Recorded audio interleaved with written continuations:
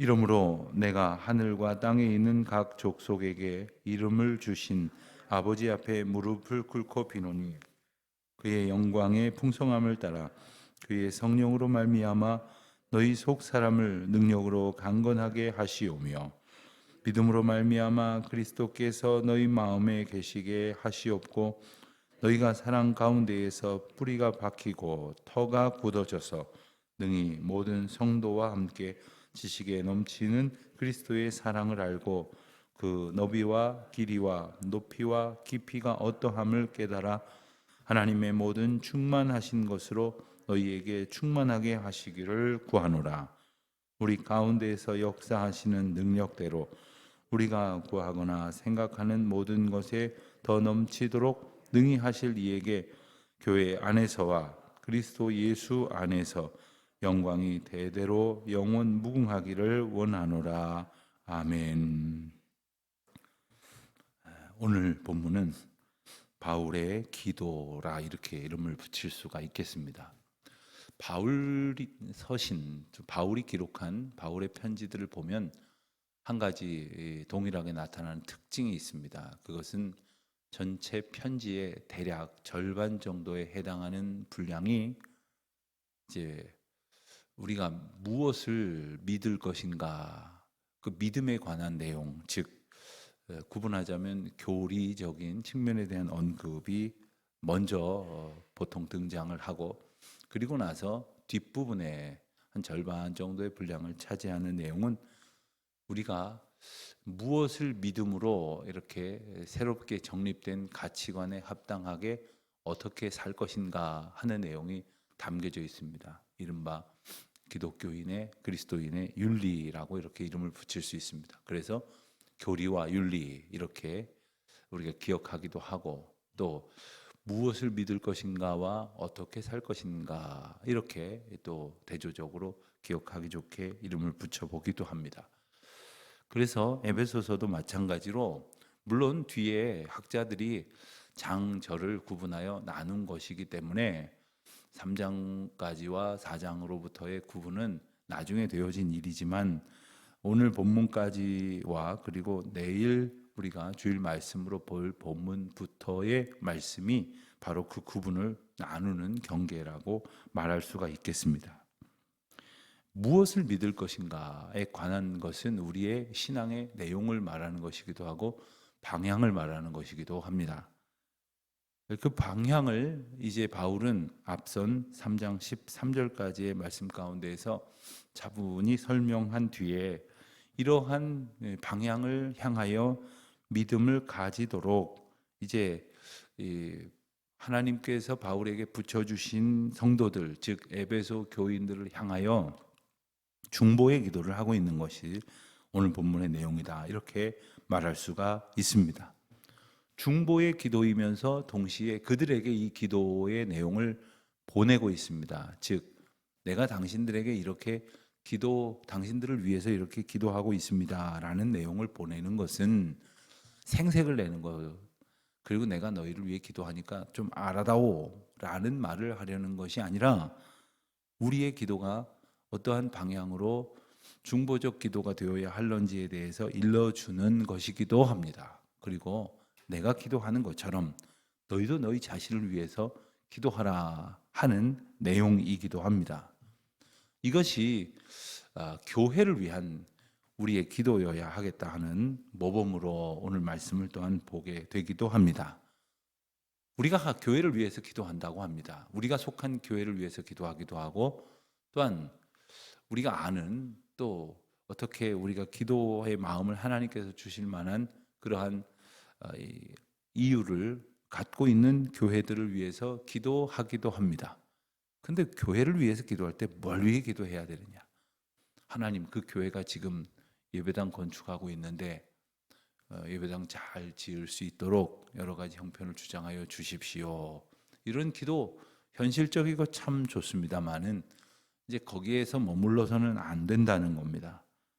무엇보다도 기도 가운데 우리가 소원해야 될 것은 오늘 본문에서 말씀하시는 것처럼 하나님 앞에 기도하고 있다는 사실에 합당해야 합니다. 어디 하나님 앞에 기도하는 것이라고 하기에는 너무나도 세속적이고 또한 세상에 사람들이 휩쓸리고 있는 그런 가치대로 쫓아다니는 일들을, 물론 하나님이 전능하신 분이시기 때문에 그것을 못할 리가 있으신 건 아니지만, 하나님 앞에 우리가 마땅한 것을 구하고 있느냐 하는 것입니다.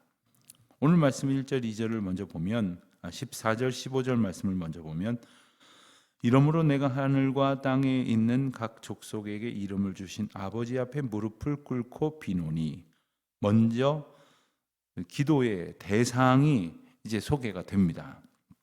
바로 아버지 앞에 무릎을 꿇고 빈다. 그런데 그 아버지 하나님은 어떤 분이냐?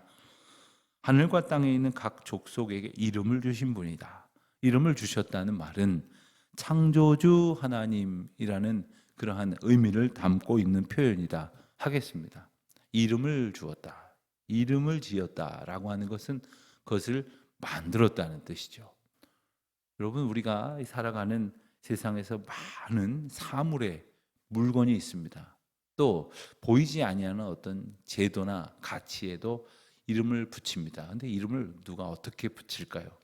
예를 들어서 어떤 물건을 만든 사람이 자기의 이름을 붙이기도 하고, 또 그 만든 사람이 자신의 시대와 형편에서 이름을 따다 붙이기도 합니다.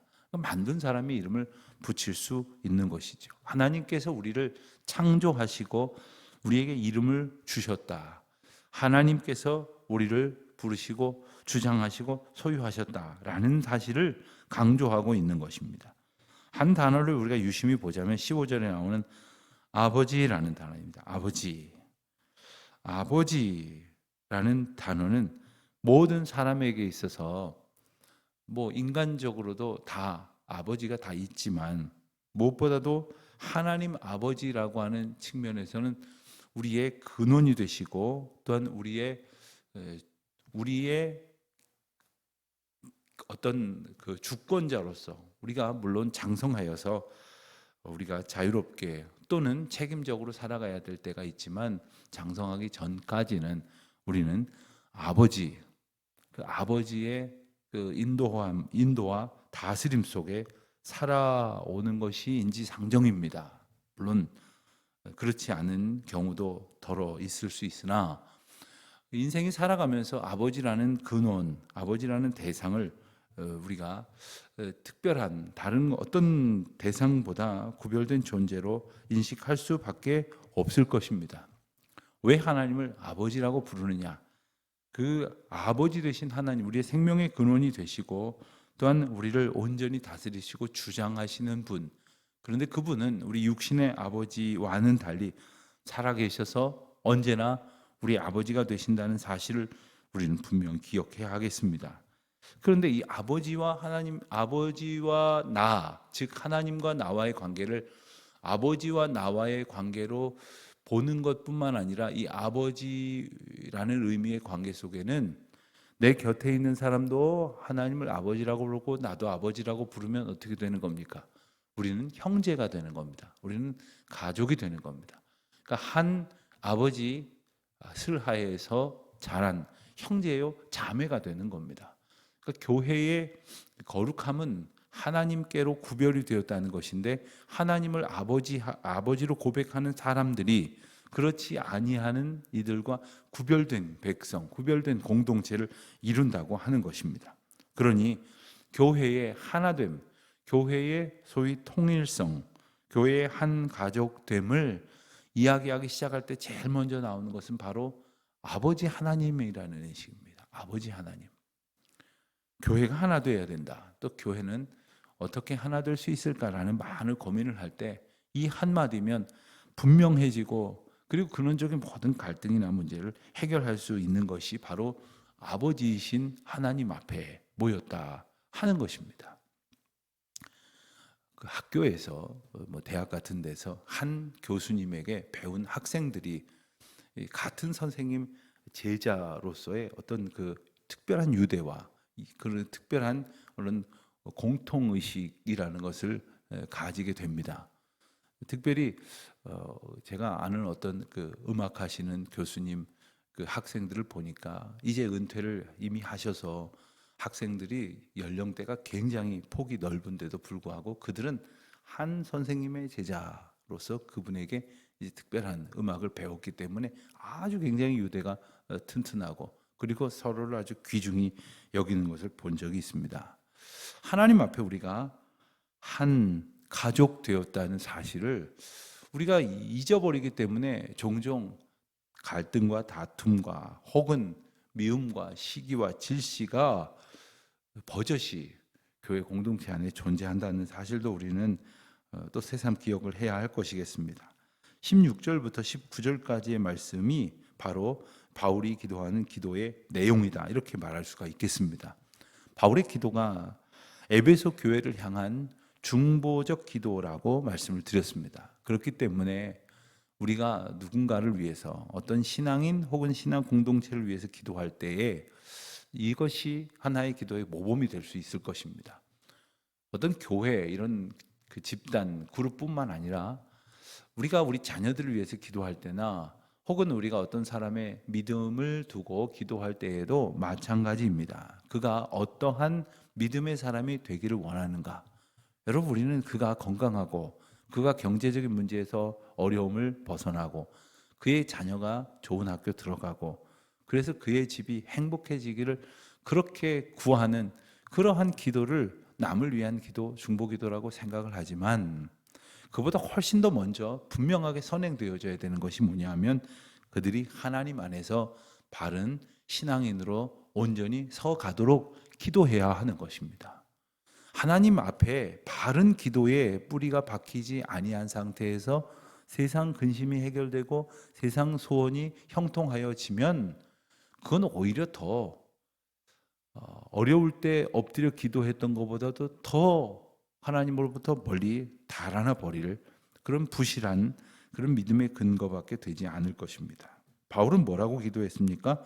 16절에 보니까 첫 번째로 그의 영광의 풍성함을 따라 그의 성령으로 말미암아 너희 속사람을 능력으로 강건하게 하시오며 그렇습니다. 하나님께서 너희의 속사람을 강건하게 하시기를 구하고 있습니다. 저는 여러분에게 바울의 기도를 의지하면서 정말 그렇게 간절하게 기도하며 또 여러분을 위해서 그렇게 축복하고 싶습니다. 하나님께서 여러분의 속사람을 강건하게 해주시기를 주님의 이름으로 축원드립니다. 우리는 근데 겉사람에게만 관심이 많아요. 몸이 너무 약해졌으니 건강해야지고 또 내가 이전만 못하니까 또 건강해야지고 저 사람 건강이 약해졌으니까 하나님 도와주셔서 병이 낫게 해주시고 참 겉사람에 관심이 많아요. 아마 우리 교우들이 담임 목사를 위해서 기도 많이 해 주시리라 생각을 하는데 그 가운데서도 제가 가령 강단에서 뭐 기침을 몇 번 하고 막 코를 훌쩍거리고 그러면 목사님 많이 피곤하신 모양이군요. 힘내십시오. 건강하십시오. 이렇게 격려도 해주시고 기도도 해주시는데 저의 속사람을 위해서도 여러분들이 기도하시리라 생각을 하지만 그게 사실 더욱더 기도해야 될 문제예요.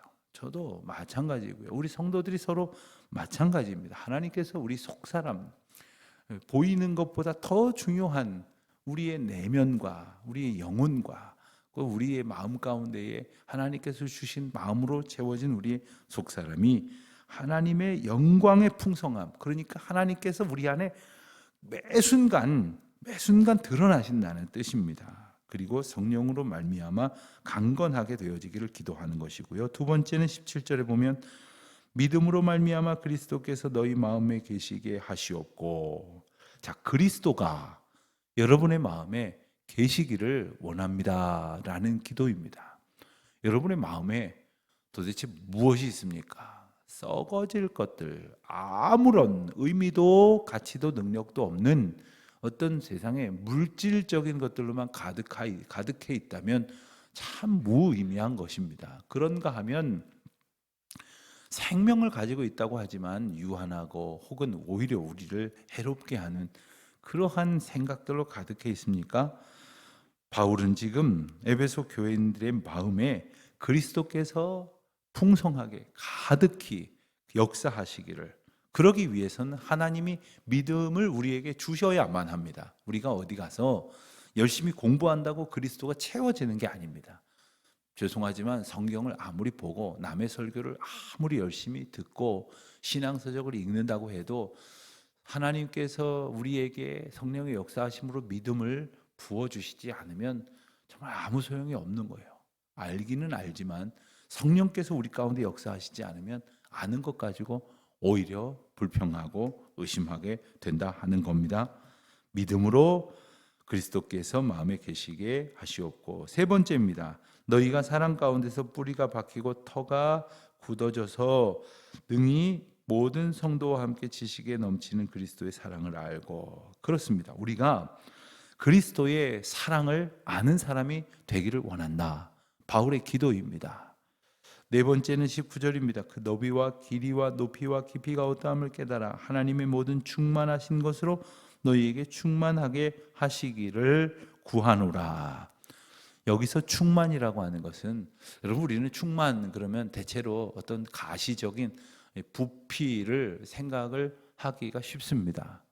어떤 분이 주유소에서 기름을 넣는데, 요즘은 자신이 내려서 이렇게 기름을 넣는 경우도 많지만 대부분, 예전에는 특히 더 그랬죠. 창문을 이렇게 내리면 이 기름을 넣어주시는 분이, 도와주시는 분이 오셔서 얼마나치나 넣어드릴까요? 그러면 뭐 5만 원이요, 3만 원이요, 뭐 이러기도 하고, 가득 넣어주십시오 할 때, 요즘은 가득 이러지만 옛날에는 만땅이요, 뭐 이런 얘기를 해요.